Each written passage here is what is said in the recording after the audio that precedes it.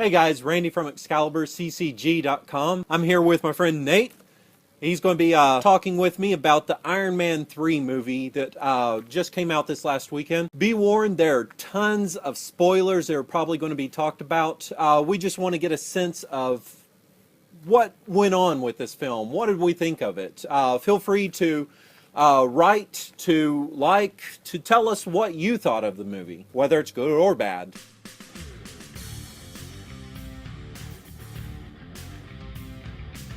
All right, Nate, real quickly, let's just get a quick overview before we delve into this further. Overall feelings about the movie, good, bad? I'd have to say you have to look at it from two points of reference. You look at the overall Marvel Universe, and in the overall Marvel Universe, it's great because it begins to lay the foundations for the next part of the Marvel Universe in, I think, kind of a satisfactory way. Right.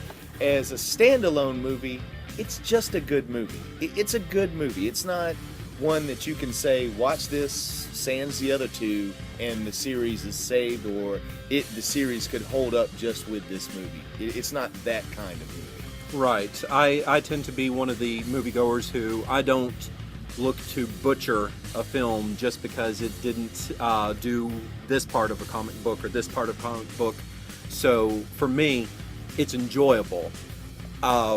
I felt there was something that probably lacked what the other films had. I'm one of the only few who enjoyed the second film, apparently, but I really liked the pacing that they had here. Some of the parts of the story, it worked for me. It just was not. It left me a little wanting, I guess I'd have to say.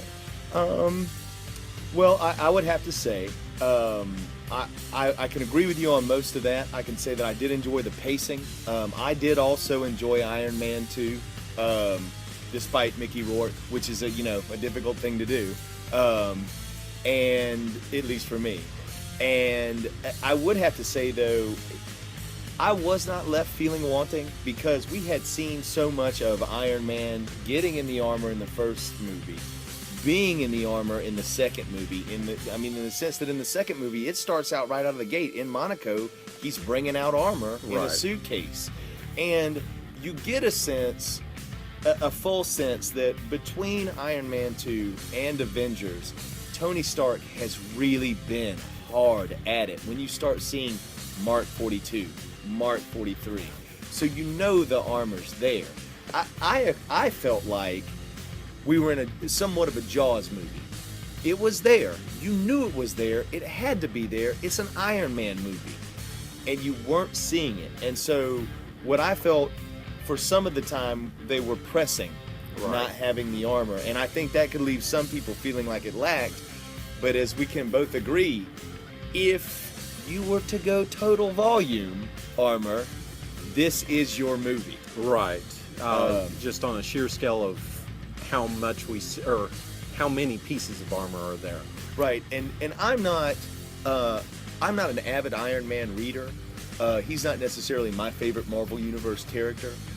I do think he translates extraordinarily well to the screen, and I also think it was a character whose time had come because Robert Downey Jr.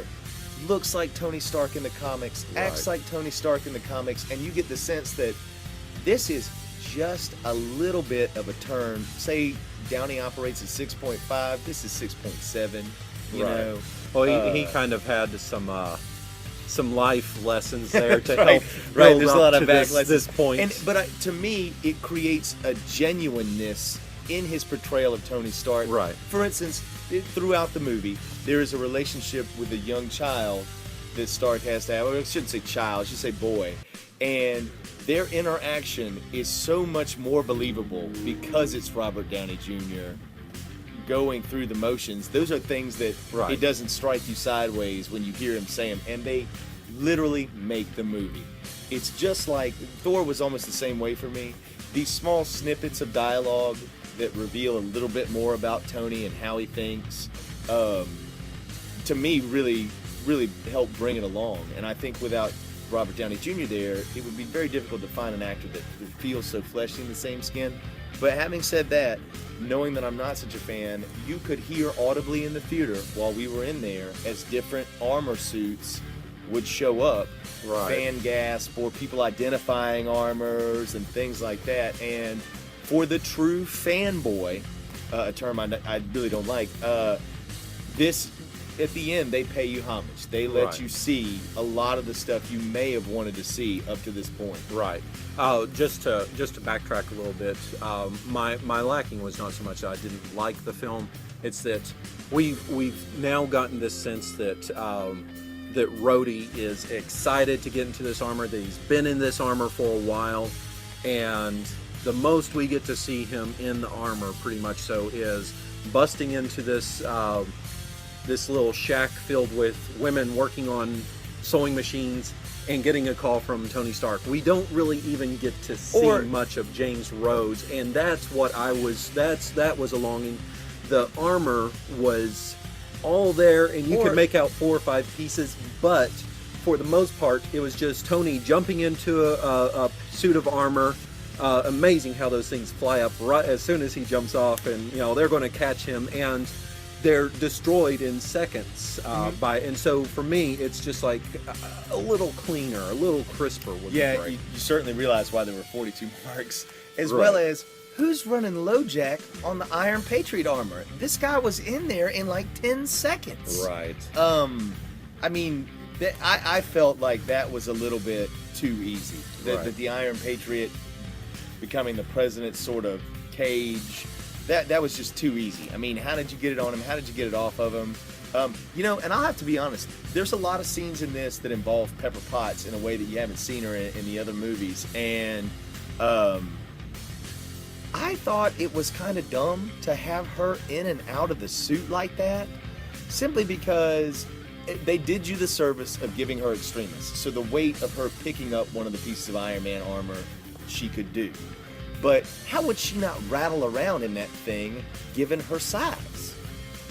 I mean, she's got to be a good 30, 40 pounds lighter than Stark.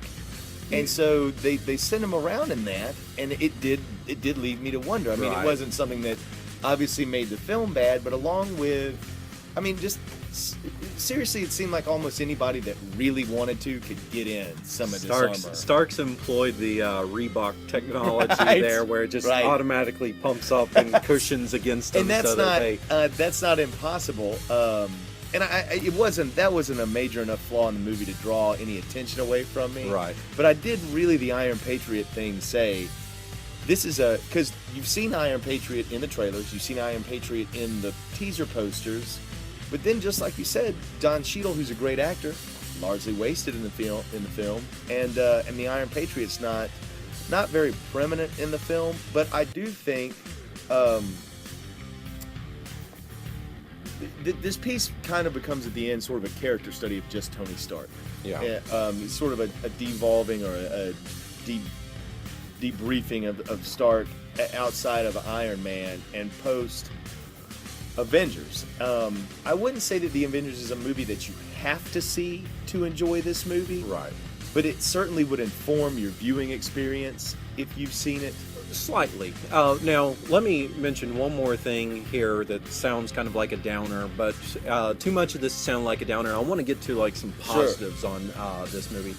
The last thing that I really had issue with was that by the end, spoiler, we just see armor exploding and going off, and I get tired of this. Well, this may be his last film, this may be whatever, and so they make an ending where the guy is no longer the hero or something, the Batman effect where Batman Bruce Wayne is killed or something, and they close it off like that rather than leaving it. They gave us a small little window there, but I really felt like it was a bit of a cop-out with that. Well, okay, and that's a great segue, because from there we can segue into a positive. For me, that entire scene was a positive. Mm-hmm. It was a clear, possible end for Robert Downey Jr.'s Iron Man. It was also a clear reboot for that character, which gives us something to look forward to in a potential Avengers 2 scenario or some other movie where he may appear. And another major spoiler, they do say at the end, Tony Stark will return. Right. And Iron Man is not mentioned, which has bred all sorts of internet rumors, and you can look and see all kinds of speculation as to what Stark's role may be from here out in the Marvel movie universe. Mm-hmm. But to me, it was total fanboy service, which I was totally okay with. Yeah. It was total big, super sloppy summer action movie ending. And to me, if there are three things that you have to give this movie and this series of movies credit for, it's this. Starting number one, they sewed together a trilogy that makes sense together, also makes sense apart. And while you can point to maybe 2 as a weaker movie, maybe not, there isn't one that you'll find universal acceptance of as a bad movie. Right.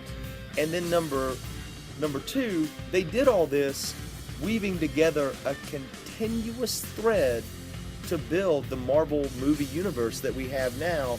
Each decision being made in Iron Man and potentially in Iron Man 3 was done with a thought of how it impacts the larger universe. And as we've seen time and time again with comic book movies, a lot of it doesn't even seem like they know what they're going to do in the second hour, much less the second movie. Yeah. So the third, and for me, most incredible thing about the movie, and again, major spoiler, they made an Iron Man movie where Iron Man spends less than 45 minutes in the movie, and it's an action-packed movie that keeps the pace with the rest of the movies. Mm-hmm. And that, to me, is a triumph, because, in my opinion, when you start to make superhero movies, only the first movie is about the superhero. You have to create the mythos, you have to create the origin. The second movie's always about the villain, because we know the hero. That story's not interesting anymore. And you can look at films like, say, the second Fantastic Four, where they spend so much time over the origin story of them again, belaboring it, and you don't need it. When you have great villains, which this Iron Man series has gotten in droves. I mean, Sam Rockwell, geez, they had Gandhi in the third movie. Right. For Pete's, Gandhi was the villain. Speaking of which, what a great villain the Mandarin was. I was slightly fearful that this movie was going to suffer from the same thing that Amazing Spider-Man or Spider-Man number 3 suffered from, with having too much going on, too many villains, and to take and give the Mandarin this treatment that he's really a pawn. He's really a nobody. He's just this puppet is beautiful to me. It's one of these things that I didn't expect it. Really, if you put rings on the Mandarin and you have him with all this mysticism, we're looking at realistically a 4-hour movie or something, with, if you want to do it justice. And so they said, look, it didn't work where, Sam Raimi had the Green Goblin, the Sandman and Venom there. It didn't work having all that, so let's take and let's do something a little different. I thought it was ingenious. I thought it worked wonderfully. It was again, I can't compare and say this villain was better than that villain from any of the movies. I can't either. I mean, the performances by, again, Sam Rockwell, Guy Pearce, Ben Kingsley, Jeff Bridges. Yeah, yeah, the dude. They were all great, and I would have to agree. Although I will say this: when they made the Mandarin reveal, it was a little anticlimactic. Now, perhaps to set up the larger villain of Killian, Dr. Killian there, but it did feel a little anticlimactic, and it did make me wonder at a certain point if he's able to handle satellite technology. You kind of wondered how Tony Stark wouldn't have figured out where this guy was quicker than he did. Well, Tony Stark was so busy, he did have AIM that was behind it, so it wasn't like it was just some, 14-year-old kid hacking and doing things like that. To me, I didn't feel the anticlimactic part at all. It was one of these things where you kept seeing all these little images of the Mandarin and these bombings and all these attacks and building up like how dangerous the Mandarin was. And so when you finally get to see who this actually is, you go, well, there's no way this guy could have been the brains behind this operation. And he played the part perfectly of an actor who's gotten the role of a lifetime kind of thing, and I think it just made way too much sense. Well, and there's probably some life experience there as well. I did think that was I did think that this is one of the first superhero movies where we've seen multiple villains and it worked. Right. It didn't fall down on its face from the weight of trying, because then again, when you have multiple villains, somebody's got to be the big heavy. Right. And so then it becomes a cast of supporting characters and one big bad guy. And here, at least while the myth of the Mandarin in the movie still exists, you still feel like that is something that Tony's going to have to deal with, that's a big bad, and that maybe... I was thinking in parts of the movie that Aldrich Killian and Mandarin might team up. Like, the Mandarin might get extremists. And that would be going from bad to super bad. Right. And that's not what happened. And it was great. It made... it took that character out in a nice, clean fashion and let you focus then on the primary villain and enjoy that storyline. They weren't so convoluted that they clouded one another. Right. I think that it also leaves the door open where you can have some villain in the future film say, hey, that the idea there behind the Mandarin was great, and I've got the power to back that actually, and so you can actually fill in that dangerous one. I think some issues that people might have had was that this, Aldrich Killian is a fairly new Iron Man villain within the mythos, and so you have someone that may be slightly less known taking or trumping the power of a more well-known character. When that's certainly one of the things that Marvel's going to run into as these movie runs continue. Unlike a lot of the villains that are in the DC universe or other publishing house universe that are sort of tied to particular characters. For instance, you'll see a few crossovers where the Joker fights Superman or something like that, but he's predominantly Batman's villain. Right. Marvel has a lot more villains that show up across the universe. Right. And as they continue to do these films, particularly the individual films, they're going to begin to exhaust that cast. And in fact, you can kind of see, I thought, there are many trailers that preceded this movie that really just got your blood pumping and ready to go into this phase 2 of the Marvel Universe. Right. Phase 2 is what they're calling their next launch of movies that should end in an Avengers 2 in 2015. And they're calling this their cosmic phase. Well, when you see Loki in the trailer for Thor, you start to think, like, they really hurt when they look at Thor for good, palpable movie villains, because Loki's presence has stayed in there so long. Particularly after the conclusion of Avengers, you would think that character would be one that would be, let's just say, given some rest for some time, given the finality of that movie.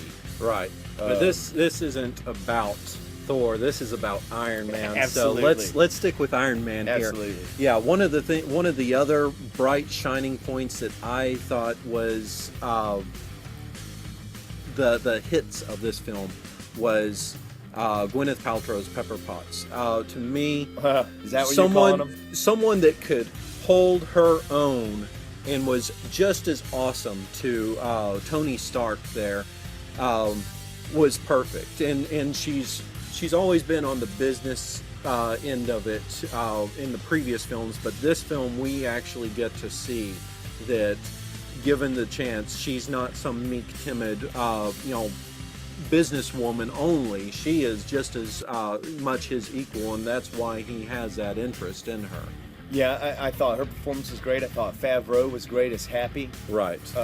Just wish he had little more screen time. Well, I wish he had directed. But Well, no, we both noted that absence. I think a couple of other high notes: his interactions with the kids, the one-liners in the movie, right. The scene with the two bodyguards where he's tied up and his harmonic sensors are not working is just, you could just take the movie and let me get the outtakes of the nicknames he gives those two guys. Right. Ponytail Express, I was cracking up for like 2 days about that. And so I think those were high notes. I think they had the great one-liners. I personally liked the kind of epic explosion at the end. Right. It was a nice wrap-up for me. Yeah. So this is a film that, can I recommend it? Yeah, definitely I can recommend this film. It's well worth seeing because it's just as good as any of the other Marvel Universe films they've been putting out over the last, 6 to 10 years. But it lacks something, but it's not something that it lacks so much where it's a horrible film. Like you said, you can't put a bad note on any one of those films in the trilogy here.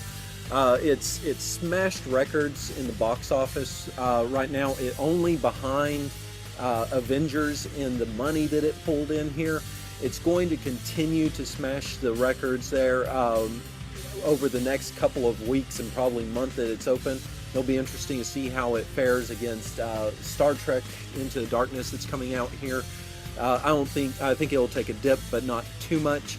But it's a film that maybe I could have enjoyed a little more if I had not seen it at midnight. That may have been one of the things that dragged on me. However, I'd gladly watch this film again here. I think we need to go ahead and say our goodbyes here for the film, but I really enjoyed having you drop in here. Guys, feel free, again, comment on anything that you liked about the movie, anything you agree with us on, disagree with us on. It doesn't matter. We just want to hear from you. We enjoy you tuning in to listen to our chats, our ramblings, our psychotic episodes that we might have here.